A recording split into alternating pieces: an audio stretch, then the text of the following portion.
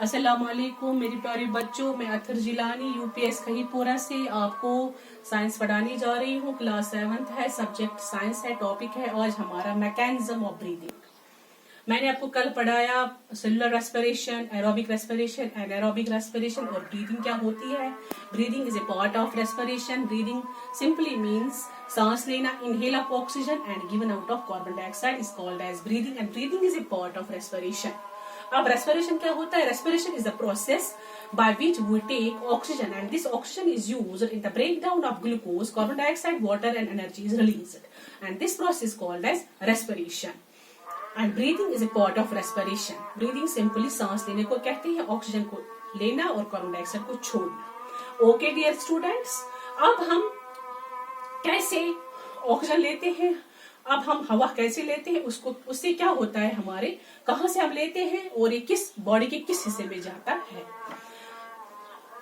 ये है हमारा, ये मैं आपको बताऊंगी इधर। This is human respiratory system. Okay, जिस तरह से डाइजेस्टिव सिस्टम होता है, जिस तरह से हम खाना खाते हैं वो मैंने आपको पढ़ाया है, फिर उसको कैसे वो डाइजेस्ट हो जाता है हमारे डाइजेस्टिव सिस्टम में। इसी तरह से हम जब हवा लेते हैं तो उससे क्या होता है हमारे रेस्पिरेटरी सिस्टम में। तो कैसे लेते हैं, कहाँ जाता है और इससे क्या होता है।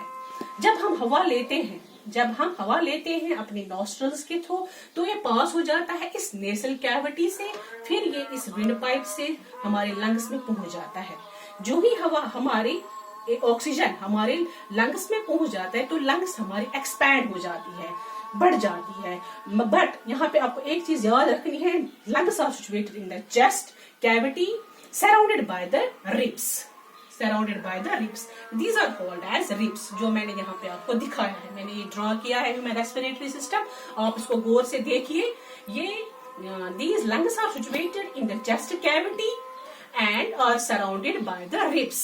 Okay, dear students, when the respiration takes place, when the breathing takes place, oxygen reaches into the lungs, and these lungs gets expanded, and the lungs gets expanded, and there is a movement in ribs and diaphragm, and this is the diaphragm. It is a muscular sheet. It forms the floor of the lungs. Okay, dear students, this is a muscular sheet, this diaphragm, जो यहाँ पे मैंने draw किया है, ये मैंने दिखाया है आपको। तो ये क्या ये फ्लोर, ये it forms the floor of the chest cavity of these lungs. Okay dear students, it is a muscular sheet, this diaphragm. Okay, जब हम ऑक्सीजन लेते हैं तो उससे क्या होता है, मूवमेंट हो जाती है रिब्स की और इस डायफ्राम की। When we inhale the oxygen, the ribs moves up. The ribs moves up and outward, and this diaphragm moves downward. When we inhale the oxygen, जब हम ऑक्सीजन को लेते हैं तो रिब्स, तो हमारे लंग्स में स्पेस बढ़ जाती है, लंग्स एक्सपैंड हो जाते हैं, रिब्स हमारे बाहर आते हैं, they moves outward, and जो डायफ्राम होता है it moves downward. तो क्यों ये डाउनवर्ड में आता है, क्योंकि इसका वेट बढ़ जाता है लंग्स का, तो डायफ्राम नीचे आ जाता है। ओके डियर स्टूडेंट्स, मेरे ख्याल से आपको यहाँ तक समझ में आया होगा।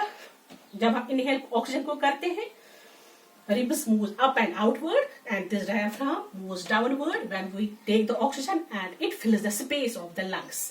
Lungs gets expanded.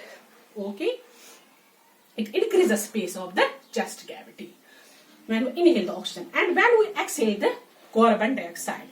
जब हम हवा को छोड़ते हैं तो उस टाइम क्या होता है, ribs moves down and inward. उसमें क्या होता है, इनहेल में ribs moves up and outward. इसमें क्या होता है, ribs moves down and inward, and the diaphragm moves upward. तो इससे स्पेस इसकी कम हो जाती है, रिब्स अंदर आते हैं और डायफ्राम ऊपर चढ़ जाता है, इसका वेट भी कम हो जाता है, हवा से फूल जाता है। जब हवा निकल जाता है तो इसका वेट भी कम आ जाता है, वेट कम हो जाता है और डायफ्राम ऊपर आता है। ओके डियर स्टूडेंट्स, जब हम एक्सहेल करते हैं हवा को, when we exhale this carbon dioxide, ribs moves down and inward. Ribs moves down and inward, and this diaphragm moves downward.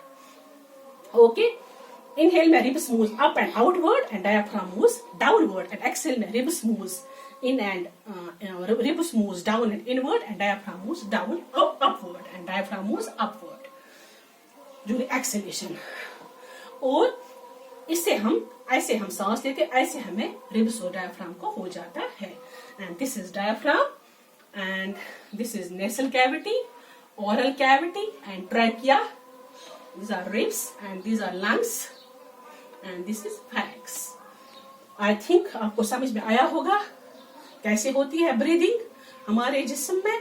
तो ये था ह्यूमन रेस्पिरेटरी सिस्टम.